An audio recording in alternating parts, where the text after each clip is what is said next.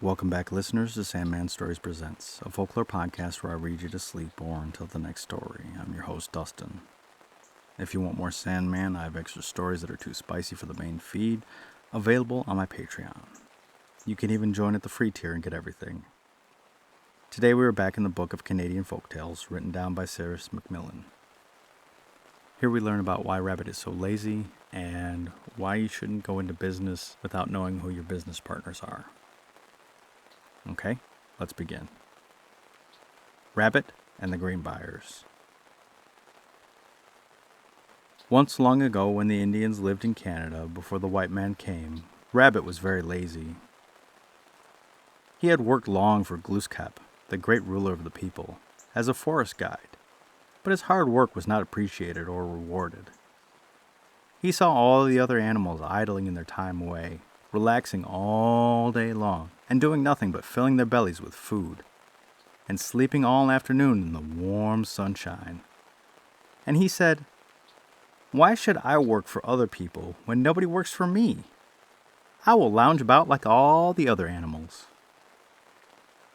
So he sulked in his little house for a long time and could not be coaxed out nor driven out to do any work.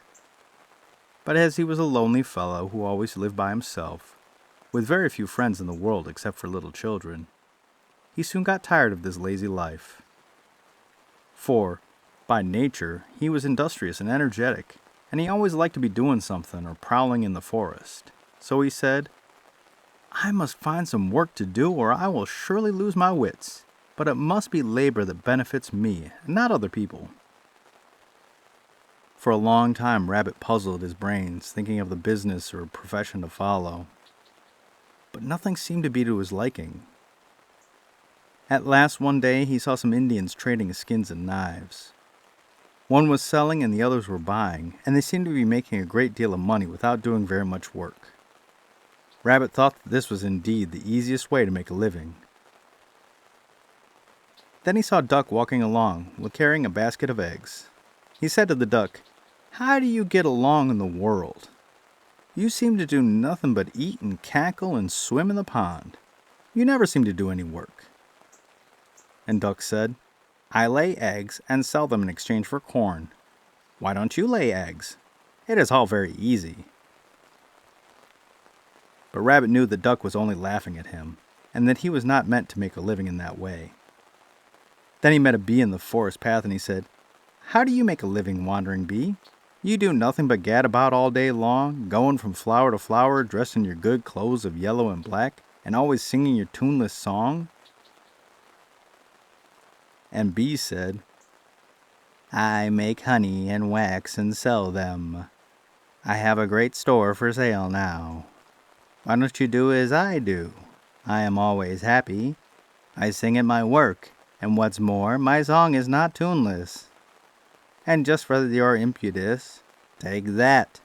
And so saying, he stung Rabbit on the nose and went on his way, singing his droning song. Rabbit rubbed his nose in the earth to ease the pain, and he swore vengeance on the bee, for he knew that the bee too was only laughing at him. But he couldn't think of a way to make an easy living, for he had nothing to sell but his coat, and he couldn't barter that, for winter would soon be here. He was very angry and troubled, and he envied Duck and Bee with their good fortune because of their eggs and their honey and wax. At last he thought of the Indians he had watched buying and selling skins. "I have it," he cried. "I have it. I will become a great merchant. I will be a great trader.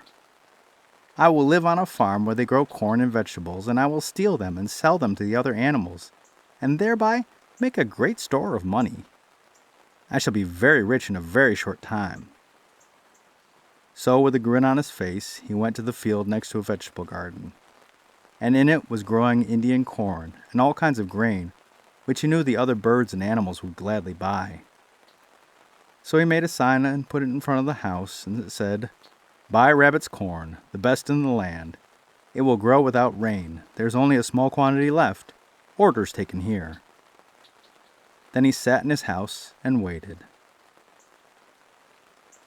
Soon many buyers began to arrive. They were curious, and they wanted to see what kind of merchant Rabbit was. Rabbit explained to them that he was only an agent, that they must pay him their money, and he would take it to the farmer and deliver their grain at his house 1 week from that day. The buyers paid him the money and went away, for they were afraid the farmer would kill them if they went for the corn themselves. They left a great stack of money with Rabbit. That night when the moon rose over the hills, Rabbit went into the field of corn nearby. But the farmer had spied him thieving that afternoon, and he had placed a fence of strong netting around his corn, which poor Rabbit could not get through. He had also placed around his field many watchdogs, which growled and snarled and frightened the thieves away. Night after night, Rabbit tried to slip into the field, but without success. And the week passed, and he still had no corn for his customers who, he knew, would be arriving soon for their goods. And meanwhile, he had spent all their money, and he knew they would all fall upon him and kill him if he failed to keep his word and deliver their purchases. At last, when the day agreed on arrived, he saw his customers coming for their grain, and he hoped that his tricks would save him as they had saved him many times before. He sat in his yard playing his flute when Earthworm, the first customer, arrived. "Good day," said Rabbit. "Good day," said Earthworm. "I have come for my corn, for a week has gone by." "Very good," said Rabbit, "but first we shall have dinner. It'll be ready in a few minutes. You must be hungry after your long journey." As they sat waiting for their dinner, they saw Duck, another customer, waddling up the path with her basket on her neck. And Rabbit said, "Won't the old duck who comes here want to eat you up?" And the Earthworm said, "Yes, yes, where shall I hide?" And he was very excited. "Hide under this clamshell," said Rabbit. So Earthworm crawled under the clamshell and sat very still, trembling for his life. When Duck arrived, Rabbit said, "Good morning." "Good morning, Mr. Merchant," said Duck, wishing to be polite. "I have come for my corn, for it is the appointed day of the delivery." "True, true," said Rabbit. "But first we shall have dinner. It'll be ready in a few minutes. It would be an honor for me to have dine with you." As they sat waiting for their dinner, Rabbit said, "Would you care to eat an earthworm before your dinner? It would be a good appetizer for you." And Duck said, "Thank you very much. I'm very fond of earthworms." Rabbit lifted the clamshell, and poor Earthworm was gobbled up quickly by the duck. And Rabbit, laughing to himself, thought, "Now I'm getting rid of my customers." As Rabbit and Duck sat talking, they saw Fox trotting up the path. He was another customer coming for his corn, and Rabbit said courteously, "Madam, I see your old enemy Fox is approaching. He will probably wish to eat you up. You had better hide." And Duck, with all her feathers all ruffled up in excitement, said, "Yes, yes, where shall I hide?" And Rabbit said, "Hide under this basket." So Duck crawled under the overturned basket and sat very still. Fox came in and said, "Good day, Rabbit. I have come for my corn, for which I am in sore need of it to catch chickens, and the 7 days have passed." "You are very punctual," said Rabbit. "But first let us have dinner. It'll be ready in a few minutes. It will make you stronger to carry your heavy load." As he sat waiting for their dinner, Rabbit said, "Listen, Fox, would you care to eat a fat duck right now? It would be a tasty bit for you before you dine." And Fox said, "You are very kind. I always like to eat a duck before my dinner." Rabbit knocked over the basket, and Fox quickly devoured the poor duck until not a feather remained. And Rabbit laughed to himself and said, "Surely I'm getting rid of customers very easily." As Rabbit and Fox sat talking over the old times in the forest, they saw a bear come lumbering up the path, tossing his head from side to side and sniffing the air. And Rabbit said, "Bear is in a bad temper today. I wonder what could be the cause." And Fox said, "This morning I stole all his honey, and he saw me running away." "He smells you here," said Rabbit. "Won't he kill you if he finds you? Perhaps you ought to hide." "Yes, yes," said the Fox, "but where shall I hide?" "Hide in this box," said the Rabbit. and Fox sprang into the box, and Rabbit closed down the lid. When Bear arrived, he said gruffly, for he was in a bad temper, "Good day, Rabbit. I have come for my corn, and I must have it quickly, for I must be on my way. It is the appointed time." "It is indeed the appointed time," said Rabbit. "But first we shall have dinner. It'll be ready in a few minutes, and I never let a wayfarer leave my house without first taking nourishment. Today, I have a dish of fresh fish which you will like very well, and we haven't yet dined together." And Bear agreed to wait, and his gruffness left him at the thought of his good meal. For he was a great fish eater, and he talked pleasantly. Then Rabbit said, "I have a secret to tell you. Let me whisper it to you." He put his mouth close to Bear's ear and said, "Old Fox, the sly thief who stole all your honey this morning, is hiding in the box by your side. He came here to boast about this theft, and he laughed loudly to me as he told me how easily you were cheated. He called you lack brains." Bear was very angry, and at once he knocked the lid from the box and killed Fox with one blow of his powerful paw. And Rabbit said to himself, "What luck I am having!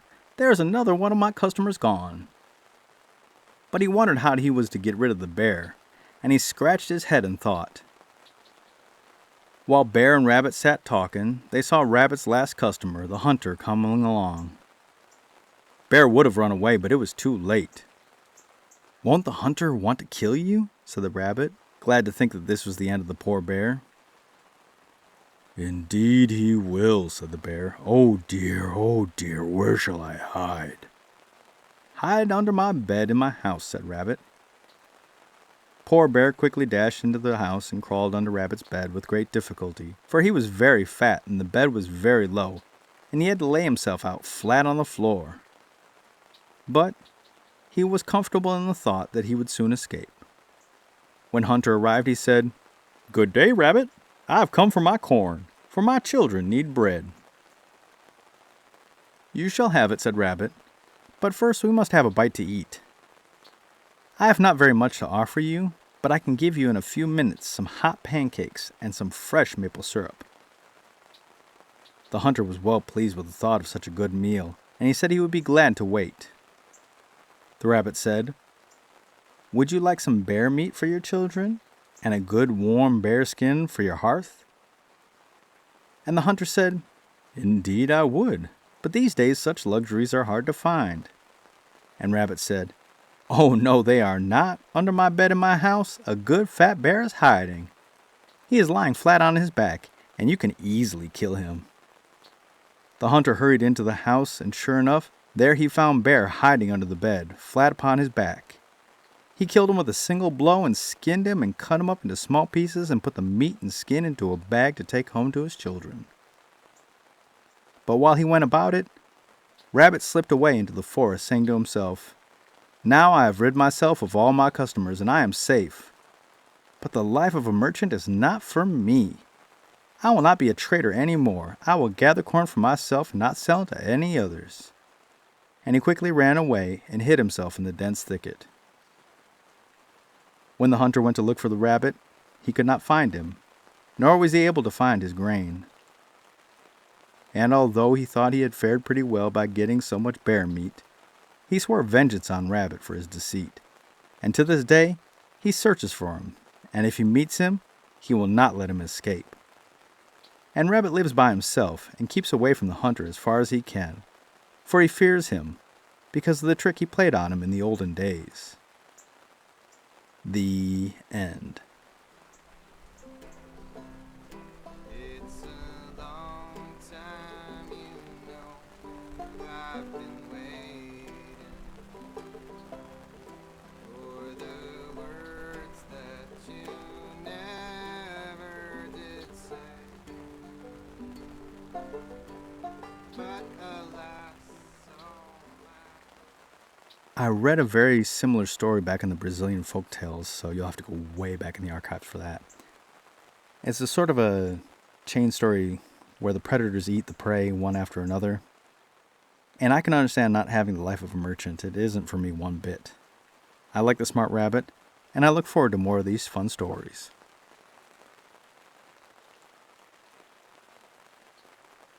And the podcast shout-out is to the Smoke and Mirrors podcast. Now archived, this podcast from Down Under gave us a lot of movie reviews and general chit-chat. Rob, Triz, and Dave are the hosts, and there's a large back catalog. This is especially good if you want to hear Pacifica voices.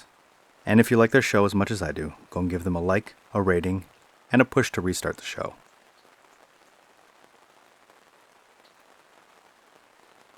And the listener shoutout is to Lilongwe. Lilongwe is the capital city of Malawi on the Lilongwe River. At its heart, woodland trails weave through Lilongwe's wildlife center. This sanctuary shelters rescued and injured animals, including lions, monkeys, and crocodiles. Shops, bars, and restaurants dot the Old Town District. The capital city district, also called the city center, is home to the 21st century Chinese-built Parliament building, according to Google. The main ethnic group in town are the Chewa, a Bantu people. The second most are the Ngoni people, who originally lived in the KwaZulu-Natal area until they were pushed out by the Zulu. And so to my listener in Lilongwe, I say in Chewa, Zikomo and Pitani Bueno. Thanks, and go well.